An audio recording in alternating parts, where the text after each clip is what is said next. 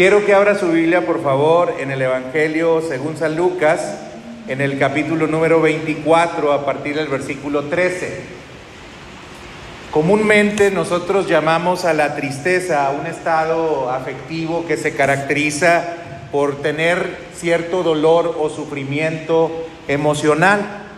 Y regularmente la tristeza se dispara por algunos motivos o por algunas causas. Uno de los motivos puede ser la pérdida, otro de los motivos puede ser el rechazo, el fracaso en ocasiones, la decepción que nosotros llegamos a sentir o la transición en la cual nos encontramos. Cuando estamos cerrando un ciclo, empezando otro, cuando estemos cambiando de alguna manera de temporada o de época, regularmente también viene la tristeza.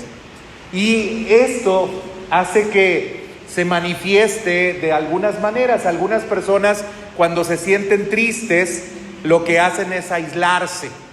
Algunas otras personas, cuando se sienten tristes, tratan de distraerse, de hacer alguna cosa para tratar de olvidar el dolor o la pena o el sentimiento que ellos tienen. Pero bueno, esto es temporal y eso es momentáneo porque se acaba la distracción y otra vez se vuelven a concentrar en el mismo dolor o en la misma tristeza que sentían.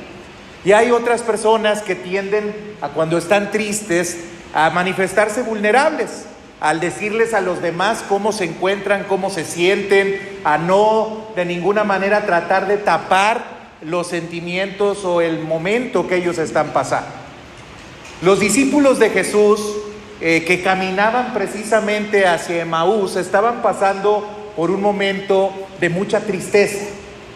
De hecho, esta tristeza se estaba evidenciando a través del quererse aislar. Estos discípulos, en lugar de quedarse con el resto de los discípulos en Jerusalén, decidieron mejor regresar o irse hacia Emaús. Era una población que se encontraba como a 13 kilómetros de allí, porque seguramente les incomodaba o les dolía el ver el lugar en el cual Jesús había tenido que morir. Seguramente también le dolía el recordar cómo unos días anteriores todo parecía que iba en la dirección en la cual ellos esperaban, que era el Mesías, Jesús, que había llegado para liberar al pueblo de Israel, llegase a conquistar al pueblo romano y erigiese ahora un nuevo gobierno, un nuevo reino del pueblo de Israel.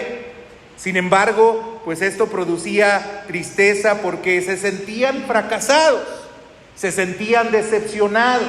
Había ciertas expectativas en ellos que no se habían cumplido, que no se habían logrado, y por tal motivo es que ellos iban de camino hacia Emaús.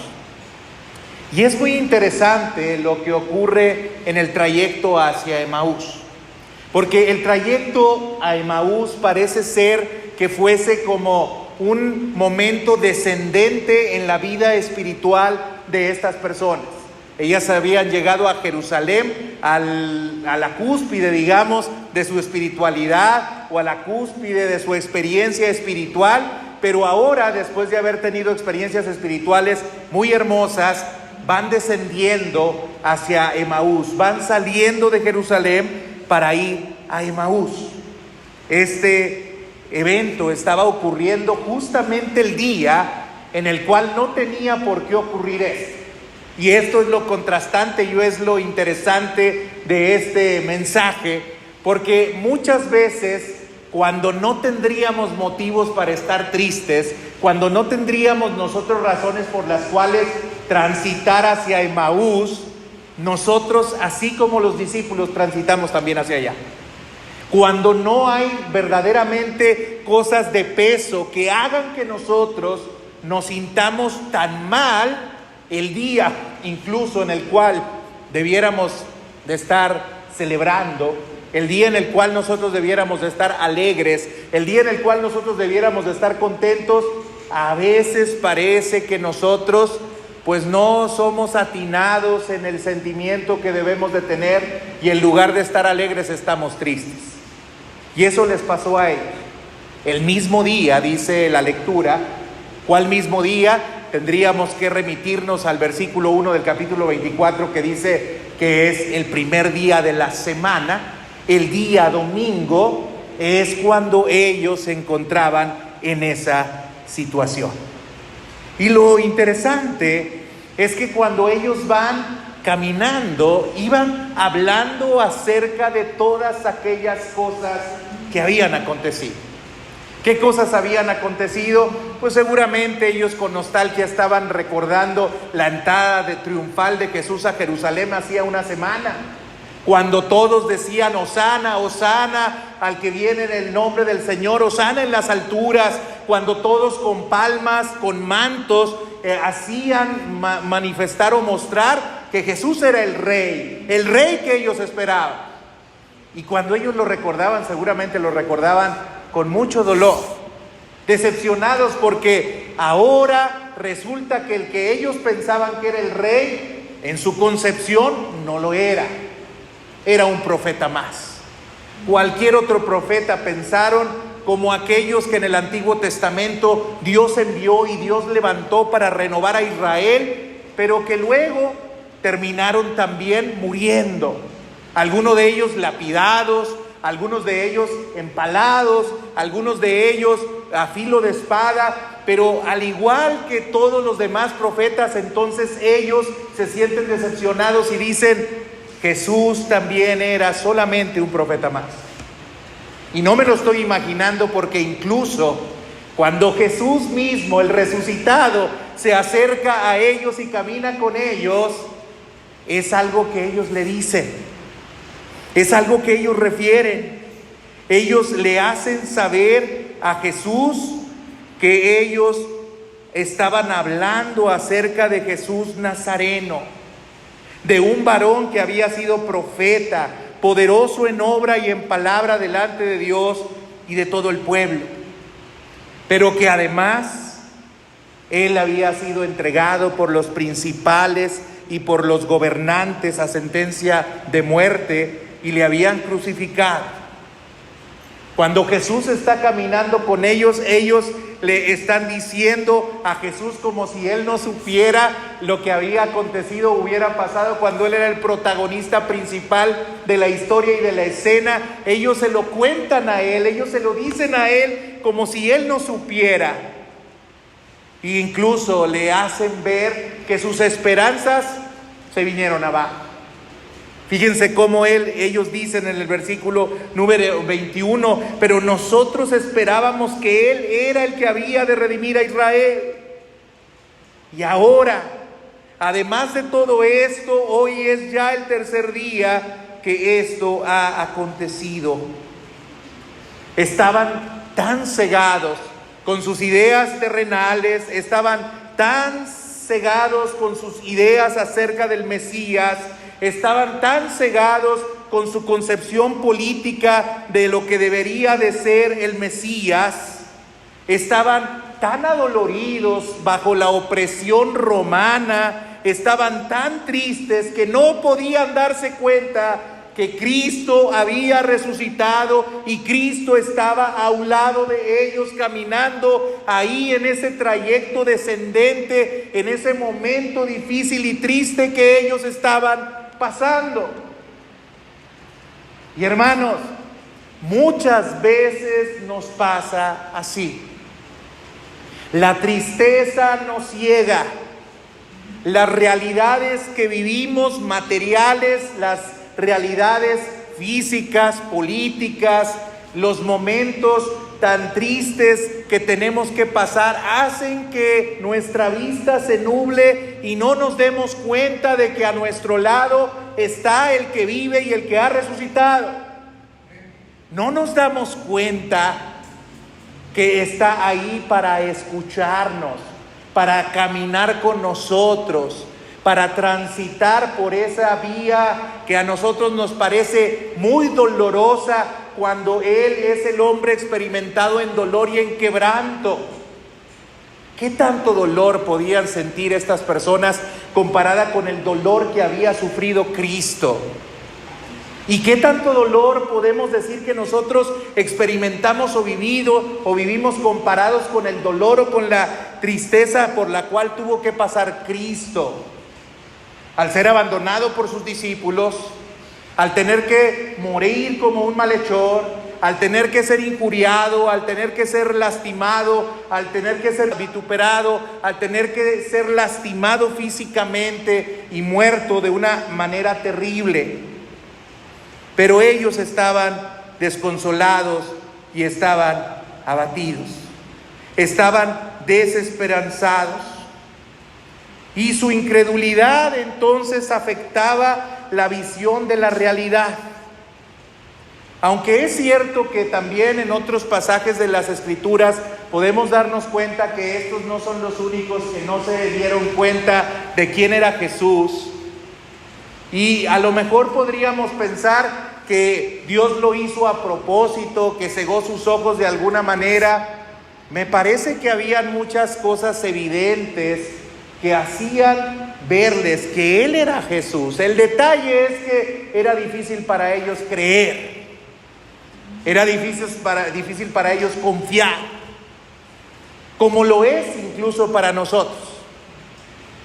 Hace un par de días, o 3, 4 días, mi hijo me decía: fíjate, papá, que creo que algo que nos es difícil a nosotros asimilar como cristianos es que Dios no solamente está para ayudarnos en nuestros estados de ánimo. Hemos predicado mucho a Cristo como el que nos puede sacar de nuestros estados de ánimo, pero ¿saben? Y decía mi hijo, me parece que algo que hemos olvidado es el poder que Jesús tiene.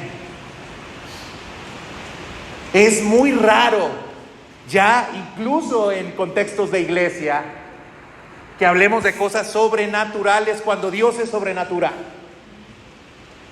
Es cosa rara en la iglesia que hablemos acerca de milagros cuando es algo que está asociado directamente con Dios, porque Él es poderoso.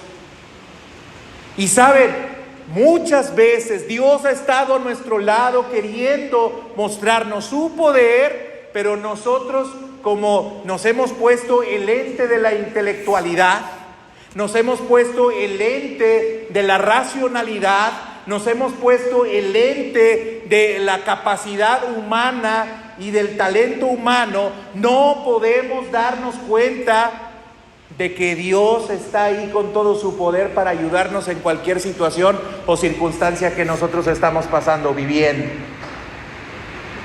Y preferimos seguir con los lentes y preferimos seguir pensando, afirmando, creyendo que lo que nosotros pensamos y piensa la mayoría de las personas, eso es lo único que puede ocurrir y lo único que puede pasar.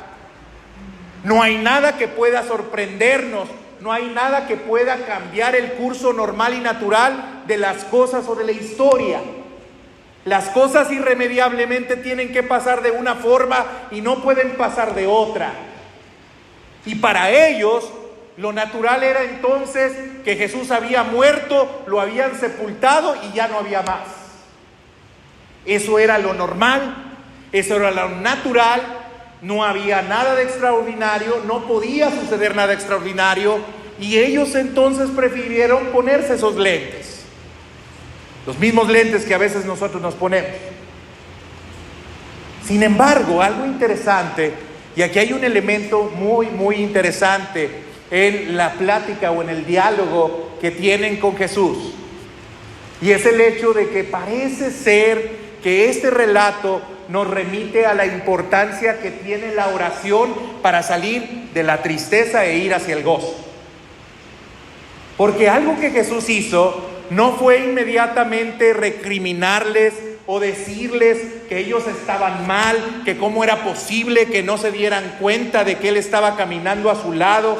Inmediatamente Él no se da a conocer ni se revela a ellos, sino que permite que ellos empiecen a dialogar con Él, a elaborar un discurso.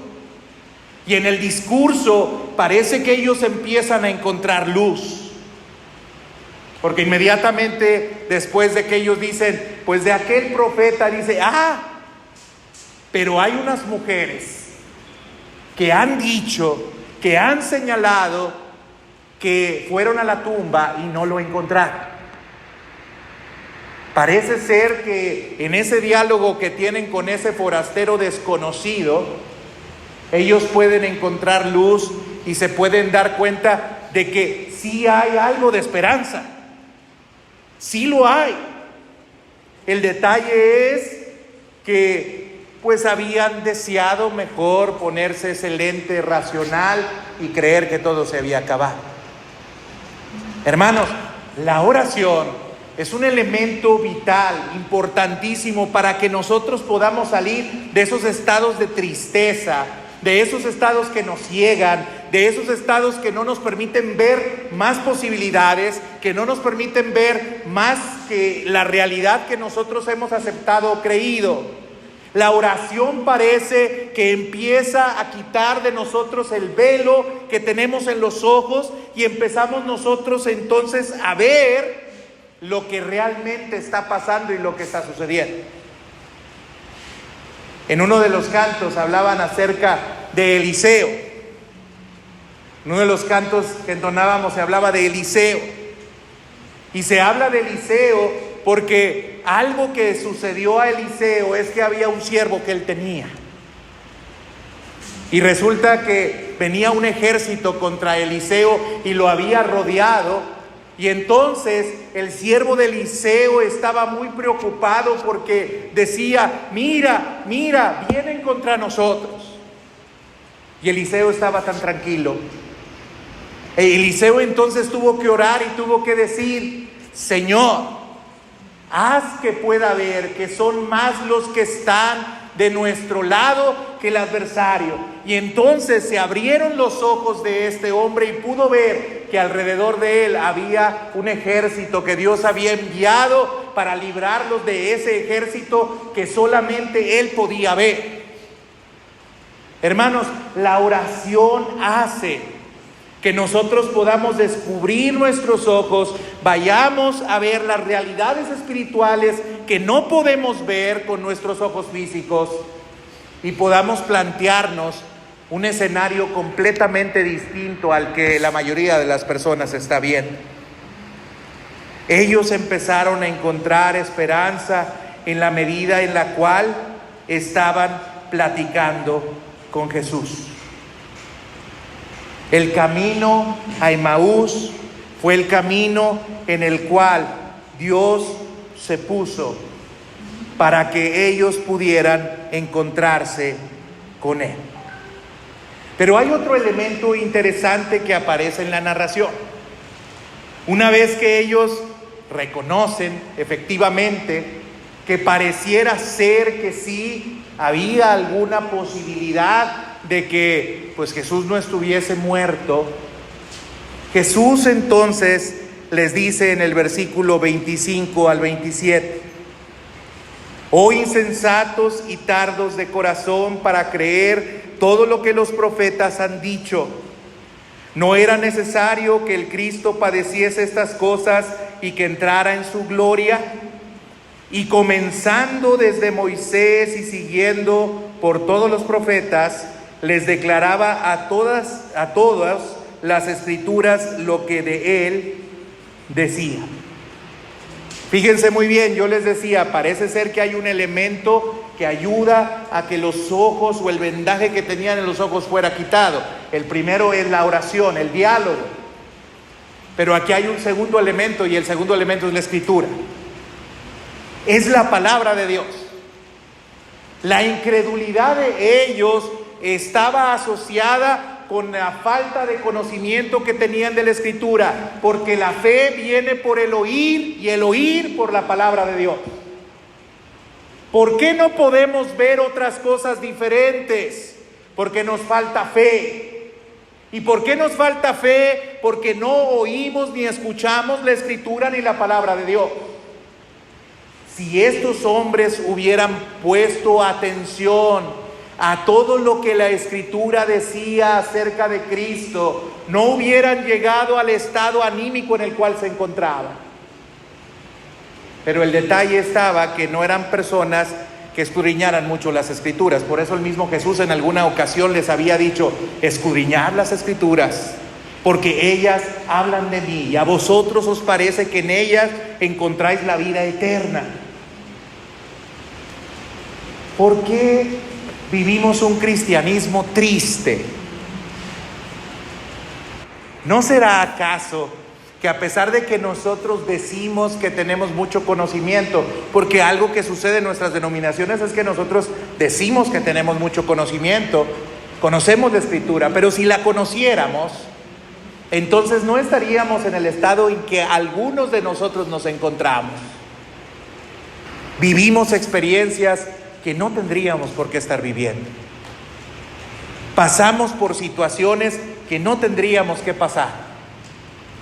Y quizás tiene que ver no solamente con la falta de oración, sino tiene que ver también con la falta del conocimiento que tenemos de la Escritura.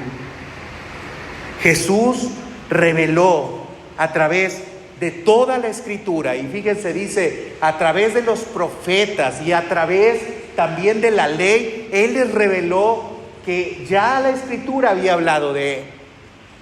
En Génesis vemos a Jesús como la simiente prometida de la mujer, en Génesis 3:15, quien aplastaría a la serpiente Satanás, y precisamente lo haría a través de la resurrección. ¿Dónde está, oh muerte, tu aguijón? ¿Dónde, oh sepulcro, tu victoria?, decía el apóstol Pablo. Cristo tomó dominio sobre la muerte y sobre el pecado y aplastó a la serpiente, al enemigo de nuestras almas, que había venido para matar, para hurtar y para destruir, mas Él vino para darnos vida, y para darnos vida en abundancia. Si ellos hubieran sabido que Cristo era quien iba a aplastar a Satanás, entonces no hubieran estado en la condición en la cual se encontraban. En Éxodo, Él es revelado como la Pascua, el verdadero Cordero Pascual, sacrificado por nuestros pecados. La cruz era necesaria, la muerte de Cristo era necesaria, porque era necesaria la expiación de nuestros pecados, pero ellos no lo pudieron entender ni lo pudieron saber, porque no conocían las Escrituras. En Levítico lo vemos como el gran sumo sacerdote, quien traspasó los cielos y quien nos presenta ante Dios. Necesitábamos un sacerdote, pero un sacerdote que fuese para siempre.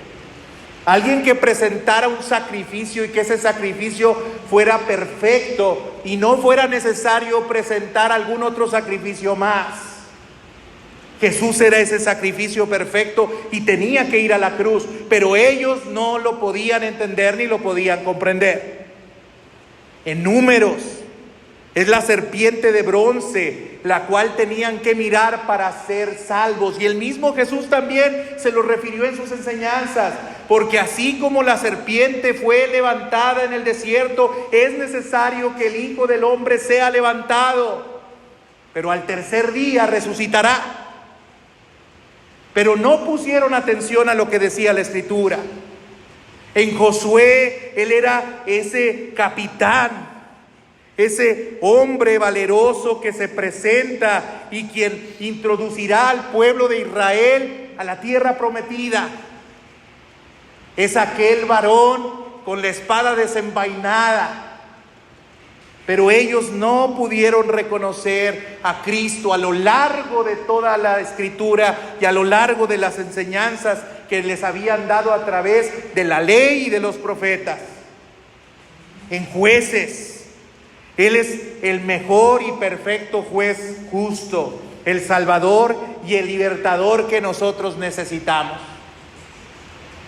En ese ciclo sin fin de opresión, de arrepentimiento, de liberación, había otra vez un decaimiento en el pueblo, pero el único juez que no iba a fallar jamás era Cristo. Y Cristo vino para perdonar nuestros pecados como juez justo. Si confesamos nuestros pecados, Él es fiel y justo para librarnos y limpiarnos de nuestros pecados y de toda nuestra maldad. Ellos no pudieron ver a Jesús en Ruth como nuestro pariente redentor, como nuestro Goel, como aquel que en medio de las situaciones difíciles, de pobreza, de estar marginados, podía venir para librarnos y para ayudarnos y para rescatarnos. No podían ver a Jesús como el Hijo de David, cuyo reino sería eterno. No pudieron ver al Rey de Reyes, al Rey reinante, al perfecto monarca en los Reyes y en las Crónicas. No pudieron ver en Esther a nuestro Mardoqueo, quien salva a su pueblo. No lo pudieron ver. Y saben, hay muchas otras maneras en las cuales les podría relatar en la ley y en los profetas de lo que Cristo es y de lo que Cristo puede significar para nuestras vidas.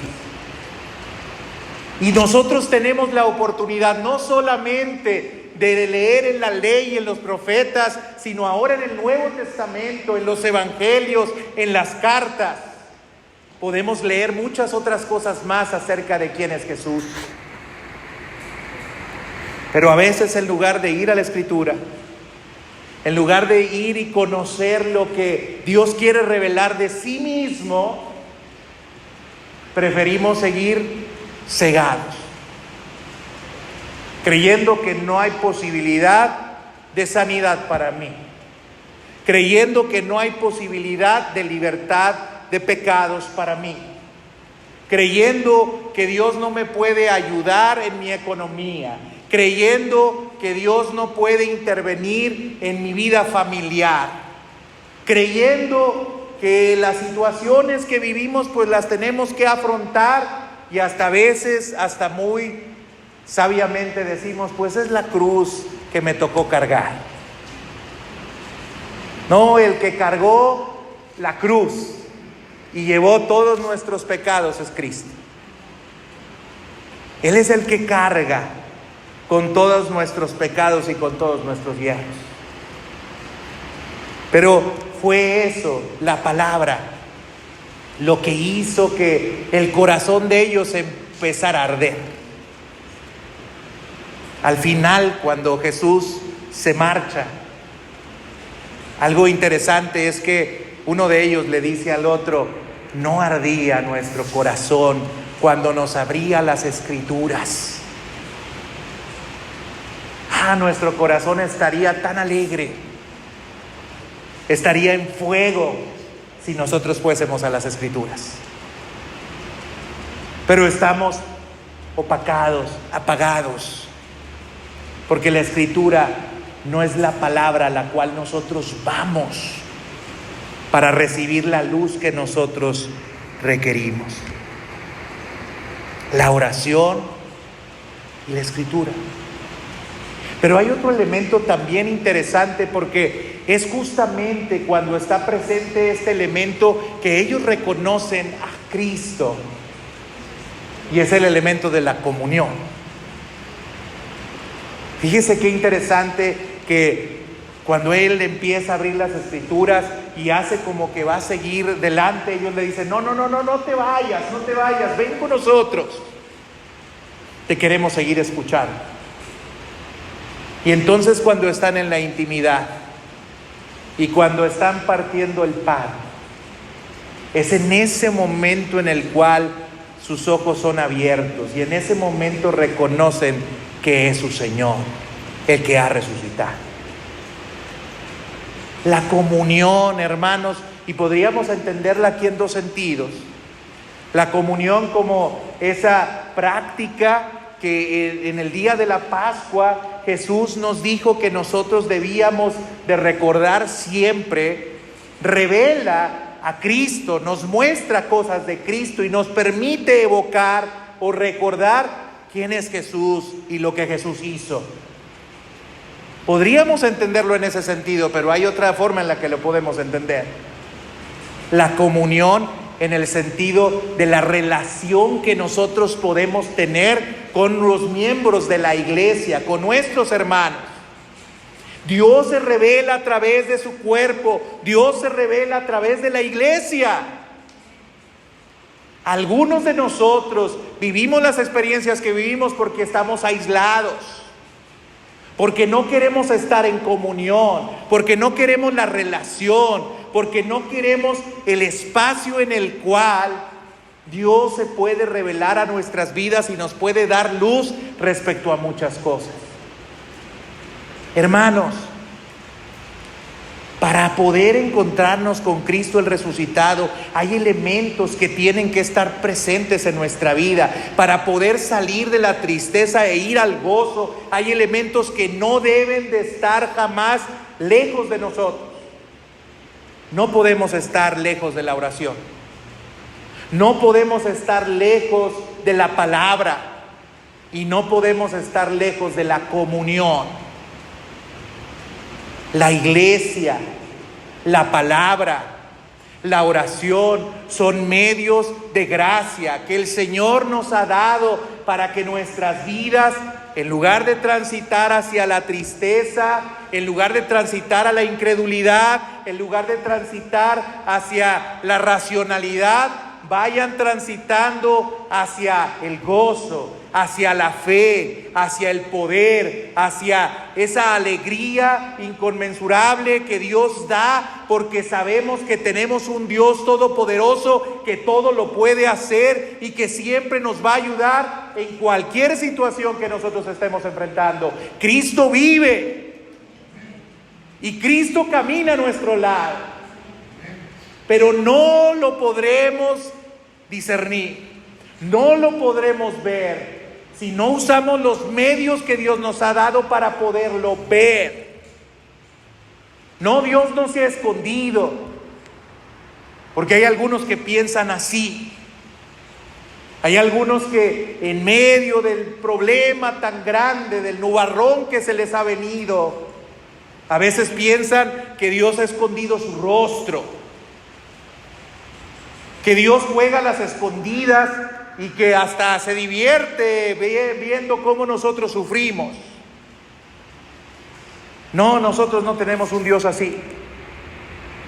Tenemos un sumo sacerdote que sabe compadecerse de nuestras necesidades, que fue tentado en todo, pero fue sin pecado. Por eso la Escritura dice: acerquémonos pues confiadamente al trono de la gracia para encontrar el oportuno socorro que viene de Él. Por eso también Pedro decía: echad toda vuestra ansiedad sobre Él, porque Él tiene cuidado de vosotros. Por eso el mismo Jesús dijo, una vez que se les presentó a los discípulos vivo y resucitado: he aquí yo estoy todos los días hasta el fin del mundo. No nos deja solos, no estamos solos.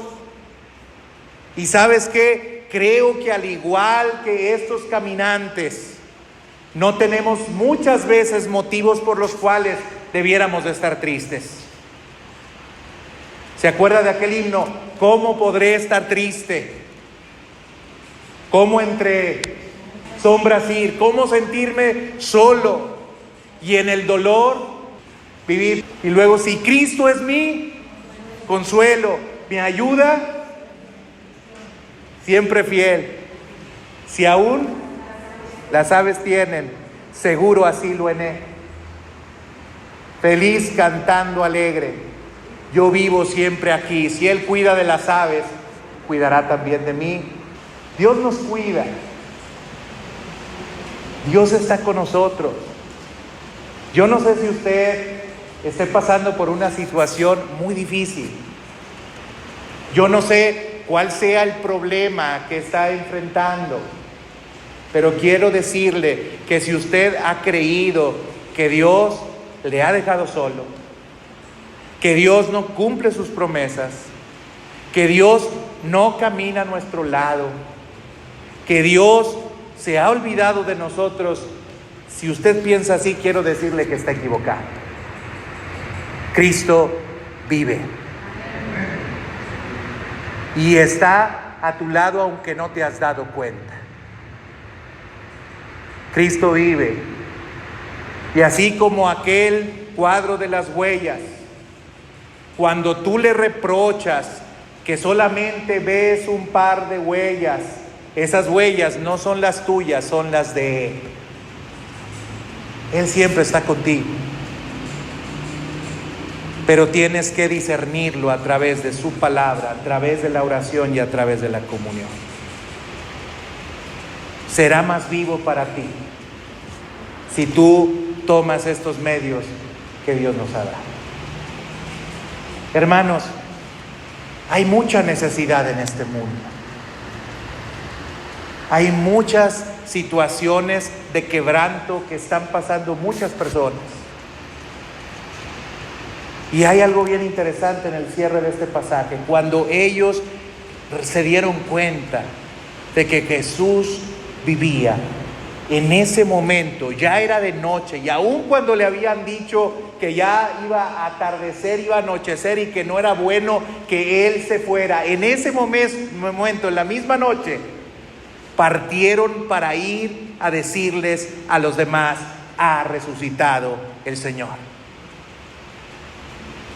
Hermanos, Dios nos vuelve al lugar a donde tenemos que ir.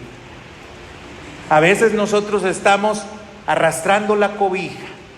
A veces nosotros estamos pasándola muy mal y no comunicamos de ninguna manera que Cristo vive. Pero cuando nos encontramos con el que vive, hermanos, nuestra responsabilidad es decirle a los demás que Cristo vive. Hay una labor, hay una misión, hay un trabajo que nosotros tenemos que hacer. Él es el Dios de nuestra alegría y de nuestro gozo. El Señor nos hace felices. Y el Señor puede hacer felices a todas las personas. Pero solo necesitamos discernir que Él está con nosotros y revelarles a los demás que Cristo ha resucitado. Póngase de pie y vamos a agradecerle a Dios porque Él vive. Yo quiero que hoy hagamos 2 oraciones.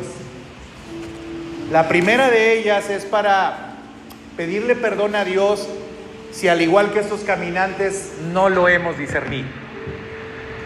Si usted se ha estado quejando, si usted ha estado solamente lastimosamente llorando porque cree que la vida no le sonríe por ningún lado, porque cree que la vida va cuesta arriba y que no hay forma de enfrentar las situaciones que usted vive, hoy yo le quiero invitar a que pida perdón, porque Dios siempre ha estado allí. Usted no ha estado solo, no es cierto que ha estado solo. A lo mejor se ha apartado de los medios de gracia y eso no le permite darse cuenta que Él está allí. Pero hoy yo quiero que oremos pidiendo perdón si no lo hemos discernido. Y la segunda cosa que quiero que hagamos es que pidamos a Dios que nos ayude para poder compartir el gozo que nosotros hemos encontrado en Cristo. Que los demás puedan saber que Jesucristo vive a través de nuestras propias vidas. Vamos a orar en ese sentido. Señor Dios, te doy muchas gracias por la palabra que hoy tú nos permites recibir. Señor, tu palabra es verdad y la Escritura habla acerca de ti. Padre, hoy yo quiero pedirte perdón si alguno de nosotros en algún momento hemos creído o hemos pensado que tú nos has dejado solos. Yo quiero pedirte perdón en este momento si alguno de nosotros hemos permitido que nuestros ojos se cieguen. Si alguno de nosotros hemos permitido que la tristeza nos abrace, nos domine y nos controle. Padre, en esta hora yo quiero pedirte perdón por ello, porque hay tantos motivos para estar alegres y estar felices. Y el primero y el más importante es que tú vives y estás a nuestro lado.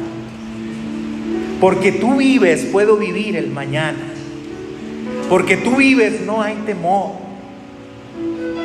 Porque yo sé que en tus manos Tú tienes el futuro, Señor. Tú eres el Señor y eres el Rey. Tienes poder para entregar tu vida y para volverla a tomar. Señor, no hay circunstancia que no esté bajo tu dominio y bajo tu control. No hay nada imposible para ti.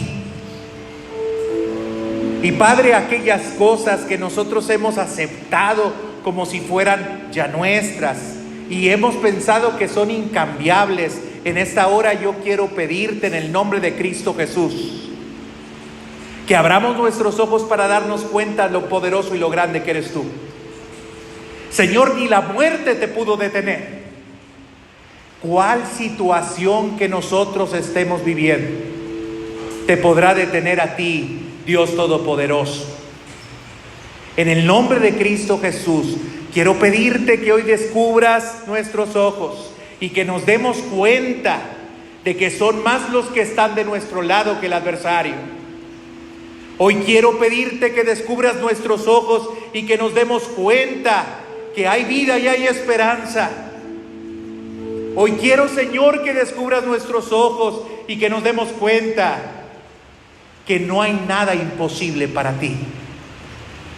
En el nombre de Cristo Jesús, haz que tu iglesia viva, crea y se funde en lo sobrenatural.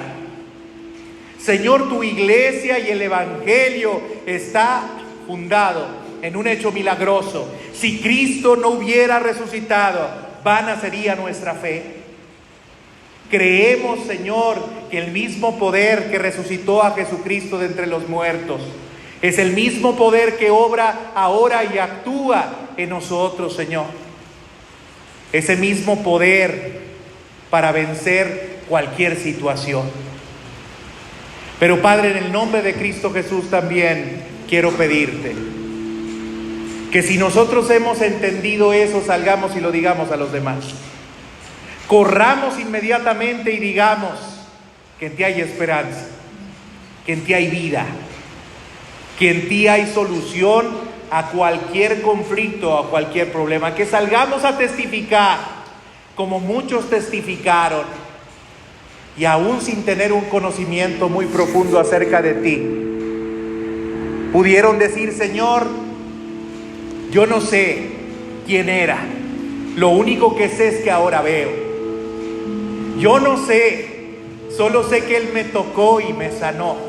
Yo no sé, solo sé que Él vino y transformó mi vida.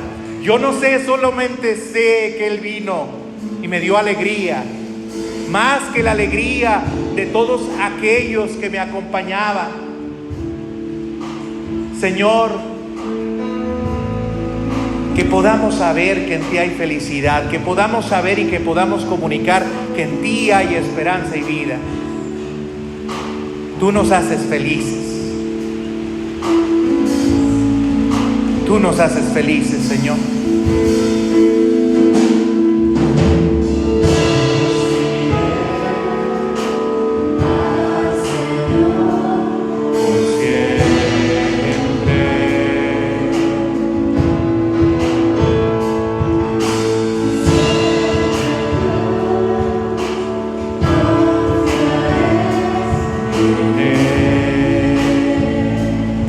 Él nos libró de todos nuestros temores.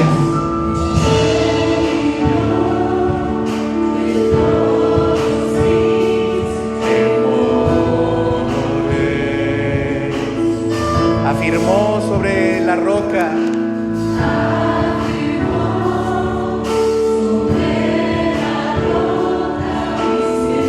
Amén. Tú haces eso, Señor, y muchas cosas más.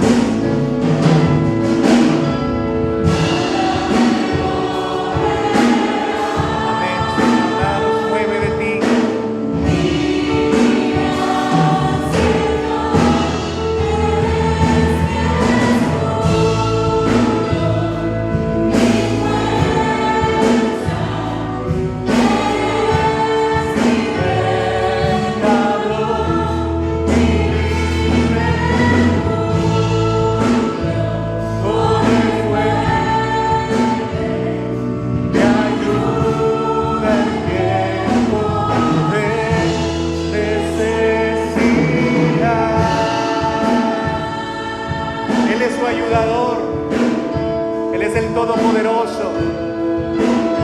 La gloria es para Jesucristo vivo.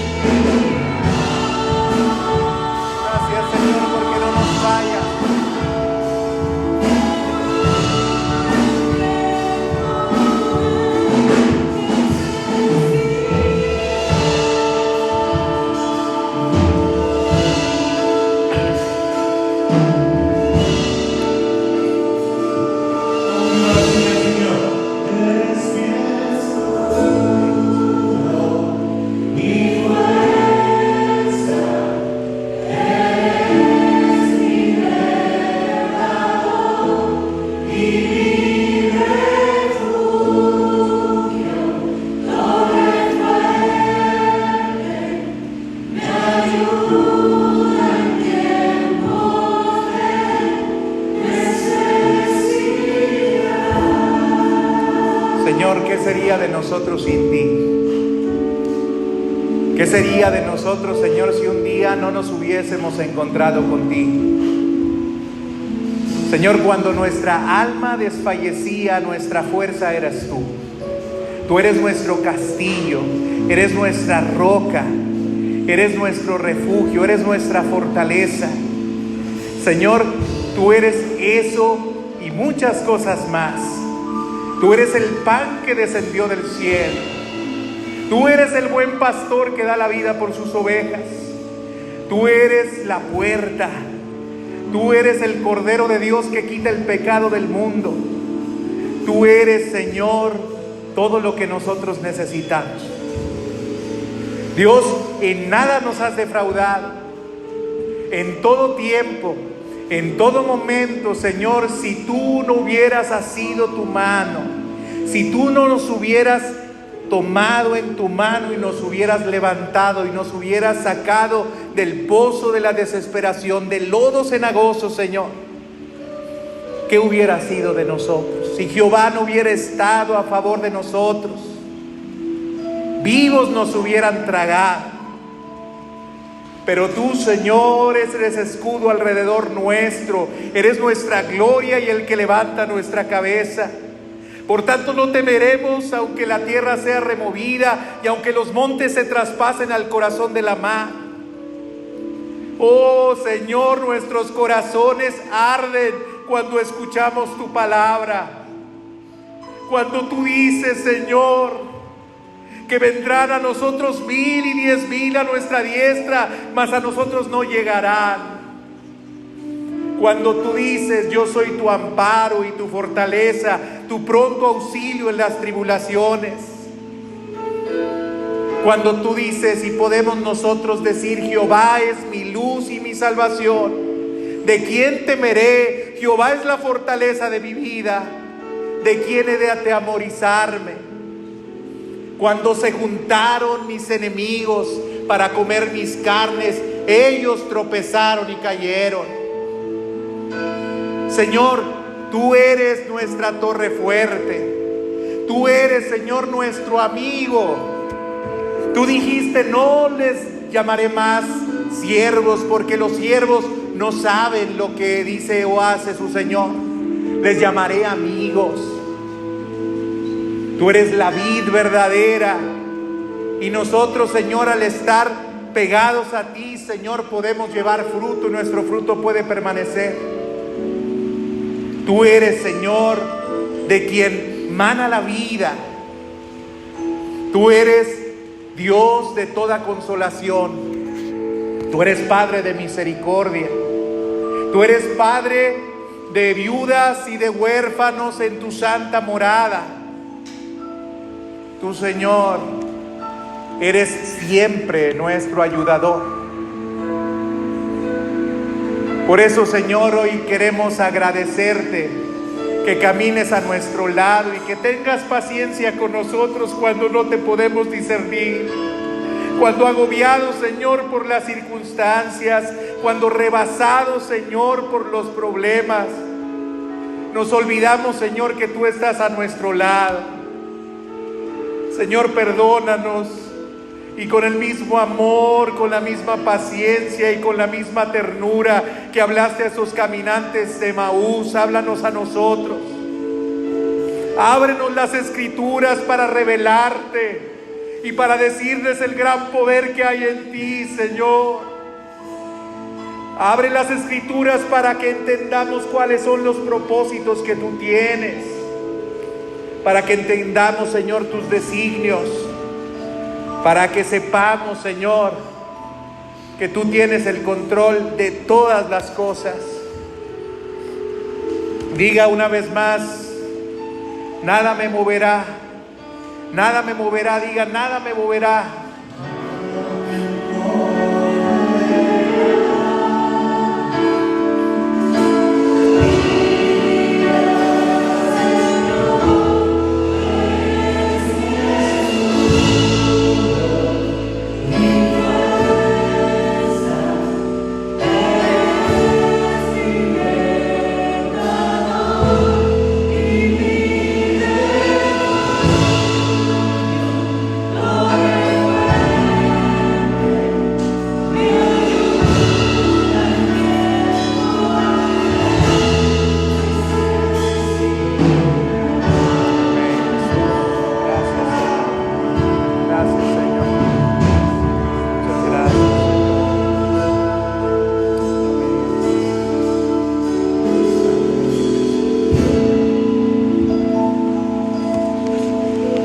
Amén, gracias a Dios, Él vive y Él reina.